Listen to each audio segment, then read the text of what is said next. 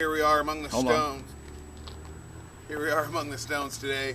It's Mike Wilfong, strongman competitor, power lifter, and just a grip athlete, incredible grip athlete. So we're excited to do some of that today. So Mike, what motivates you to compete? Yeah, I've thought about a lot about that question. I am really competitive. I went through my early life thinking that I wasn't that competitive.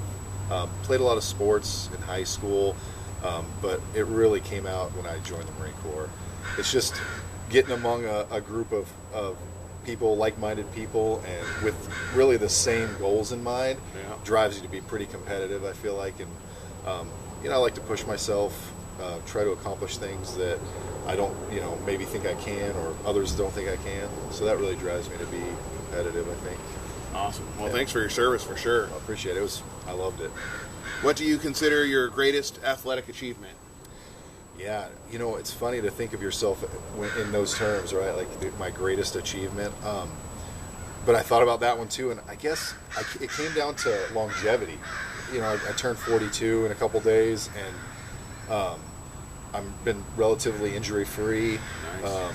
Stayed pretty strong. Like I said, I started early in high school as a kid playing sports, and really all through the Marine Corps. And then when I got out of the Marine Corps, really focused on strength sports, and I've been able to maintain a relatively healthy, injury-free life and continue to compete even into my 40s. So pretty happy about that. Yeah, that's incredible. So what our goal is here is compete as long as we can and stay healthy as long as we can. What is your greatest blunder or injury, even though you just said you're injury-free, so I'm sure there's been a couple of bloopers. Oh, absolutely, yeah. I had a pretty good one while I was in the Marine Corps, and it really boils down to pride.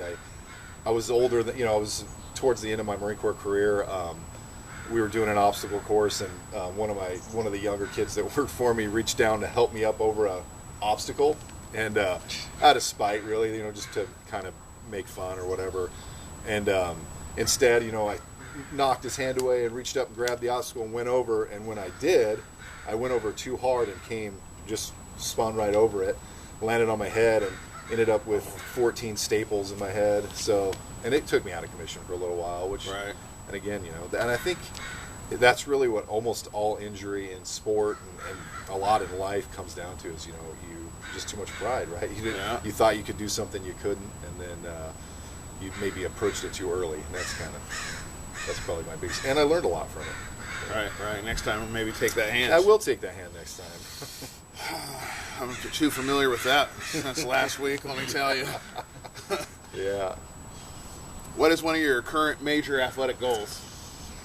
Well, I have a couple of grip competitions coming up.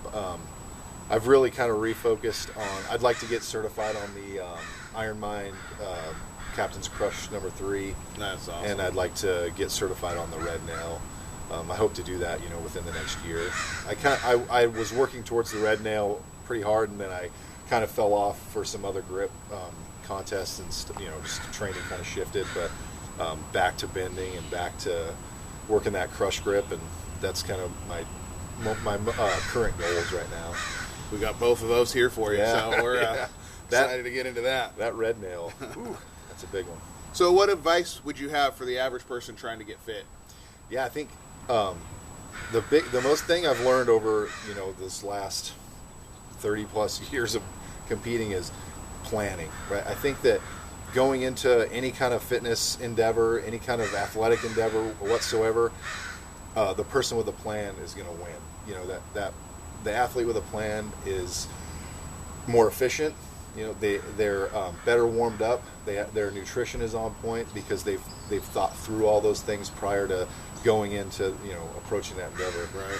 That's a big one for me. And I think along hand in hand with planning would be make sure that little mistakes that you make along the way don't derail you. Just jump right back on. If something happens that knocks you off course, just course correct and get right back to it.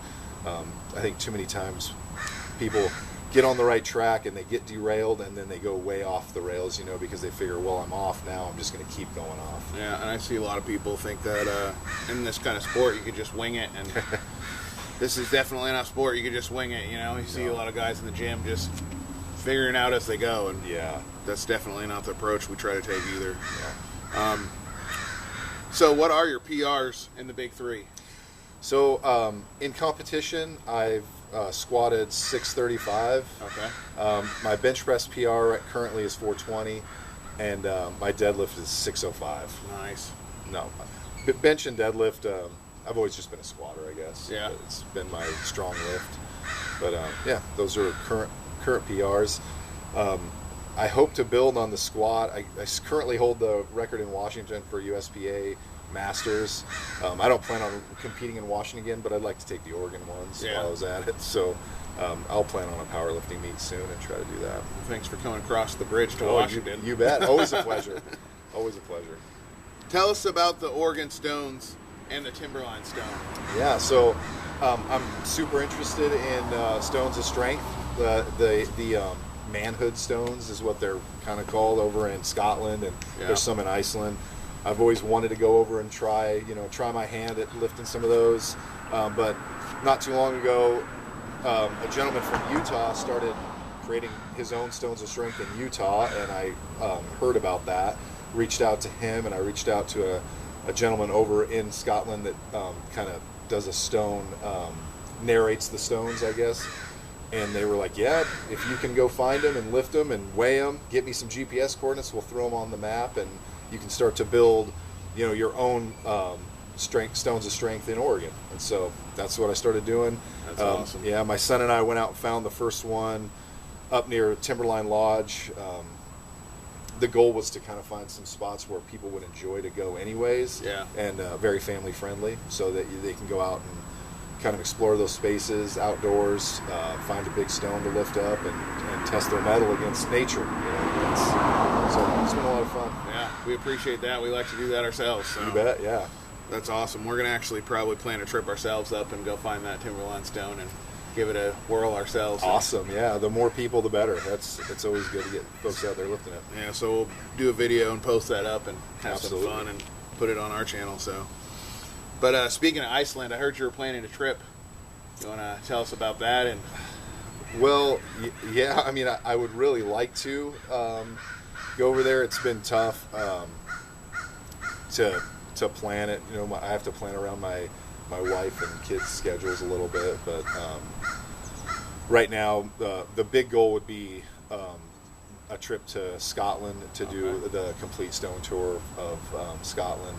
I've got a map of all the stones, and nice. I'd like to get over there and attempt as many as I could. There's quite a few. I think there's more than people. People are pretty familiar with like the Denny stones and some of the other stones, but I think there's something like 20 or 30 liftable stones in Scotland. Oh wow! So it would be a several-day adventure. I'd like to get over there and take the family with me. Good reason to travel. Yeah, absolutely. See stuff and have some fun while you're at it. Yeah. So, any plugs you want to make? Any shout-outs? Camera's yours for the next minute. Whatever you want to say. Yeah, I appreciate the plug for Oregon Stones of Strength, and the more people that are interested, the more people that get out there, the easier it'll be to go and find stones and get those stones on the map. And it's kind of a unique experience, right? There's not a lot of areas outside of Europe that do it. Utah and Oregon are kind of neighbors anyways, and so I think we could spread this all over the Northwest and even further, and that'd be great. I'd like to travel and lift stones in the U.S. That'd be cool. Yeah, it's much fun. Yeah. So definitely check out Oregon Stones of Strength. We'll put a link up for you too. Hopefully we can find some of our own. So stay tuned. Now we're getting into some grip, and we're going to have some real fun. Thanks.